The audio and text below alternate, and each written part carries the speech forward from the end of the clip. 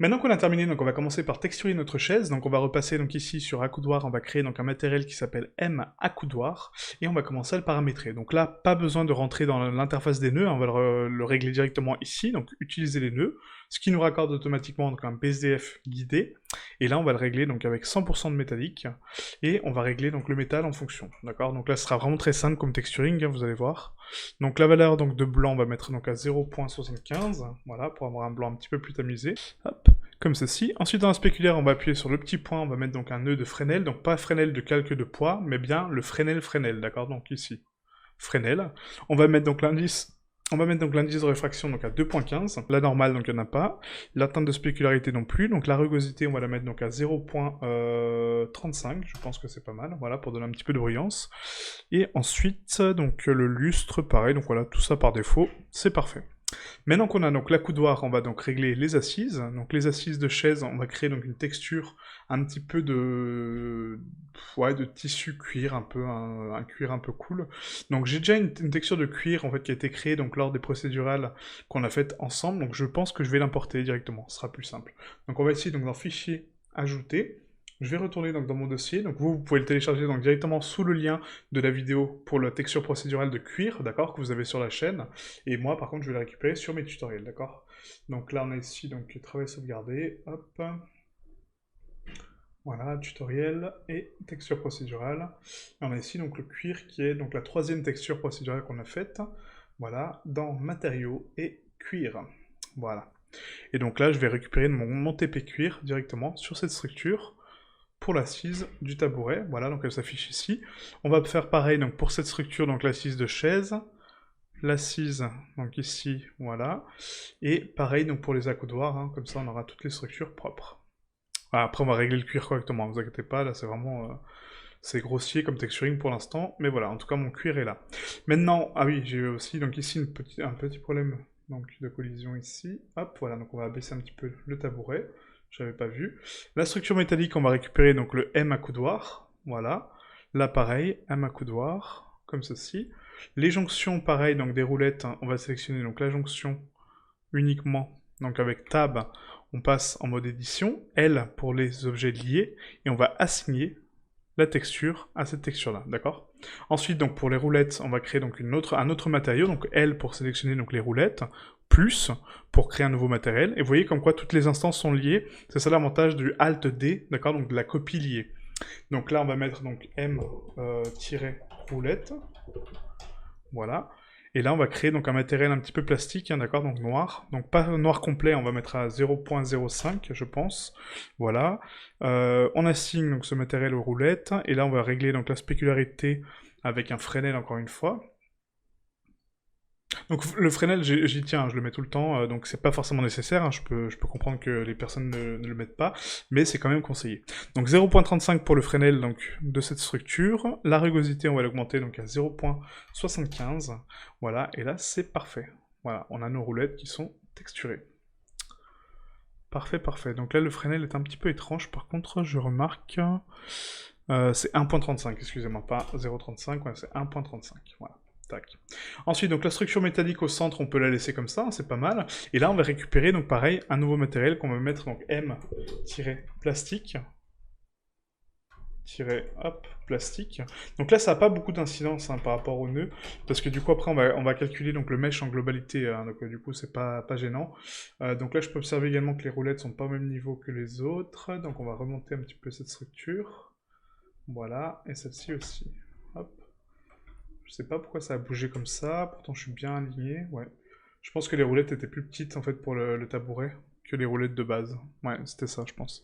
Bon, c'est pas très grave. Ensuite, donc là on va récupérer donc le M plastique, voilà.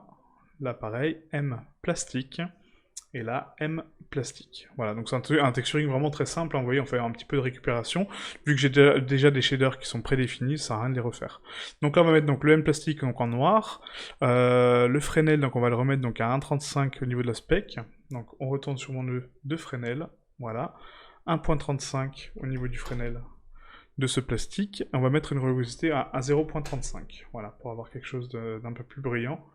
Et voilà, on a notre chaise, donc notre chaise parfaitement texturée. Il manque juste les jonctions ici, M accoudoir, et voilà. Ok? Donc maintenant, pour donc régler mon cuir, hein, tout simplement, on va ici donc dans Shading, et on va analyser un petit peu donc la texture procédurale qu'on avait faite, hein, encore une fois, donc elle n'est pas rangée, hein, ça je ferai une vidéo pour le rangement des procédurales bientôt, mais je n'ai pas encore eu le temps de le faire. Et là, on avait donc mélangé donc, les coordonnées d'objet avec des coordonnées donc, de texturing pour avoir donc, cet effet cuir. Ce que je peux faire maintenant, c'est augmenter donc la densité ici du placement, et augmenter donc la taille et l'échelle. Donc ce qu'on va faire, on va mettre en entrée une valeur, donc valeur, et la valeur commune en fait hein, donc de cette taille d'échelle, on va la mettre à 15. Voilà, pour voir un petit peu ce que ça donne comme résultat. Et là, vous voyez, on a tout de suite une densité de cuir qui est quand même beaucoup plus intéressante. Pour le cuir, je pensais le mettre en blanc, parce que là, le cuir comme ça me plaît pas tellement, en fait, hein, donc cette couleur-là. Donc pour changer la teinte et la saturation donc, de ces valeurs-là de base, on va mettre donc en couleur, teinte et saturation. Et là, en fait, la teinte, je peux la changer directement depuis ici, d'accord? Donc là, je vais attendre que ça charge.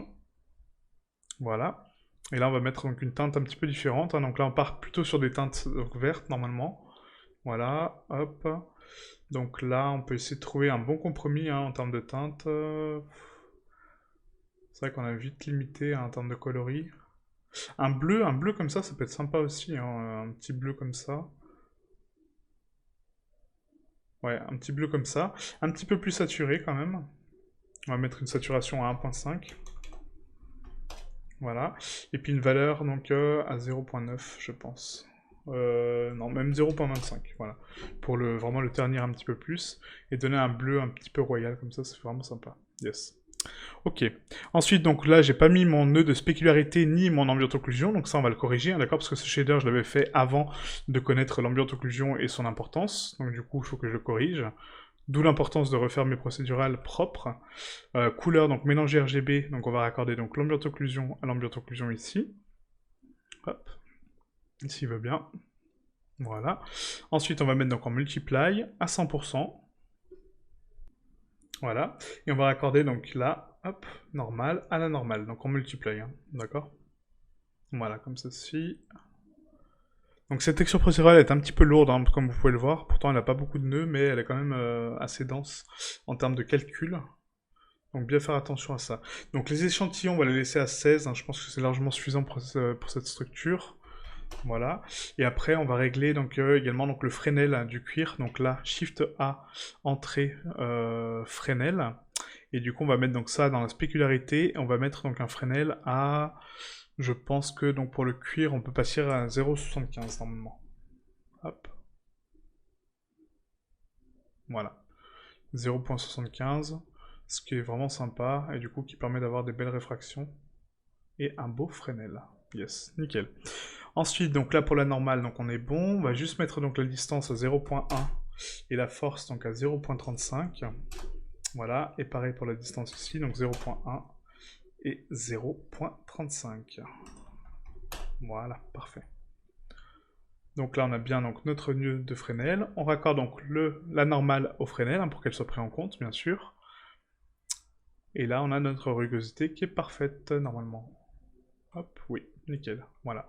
Donc notre CG est parfaitement texturé, on voit que le relief est pris en compte par le Fresnel, vous voyez, la différence, hein, c'est qu'on a vraiment le relief qui est pris en compte sur la brillance, et du coup c'est juste parfait.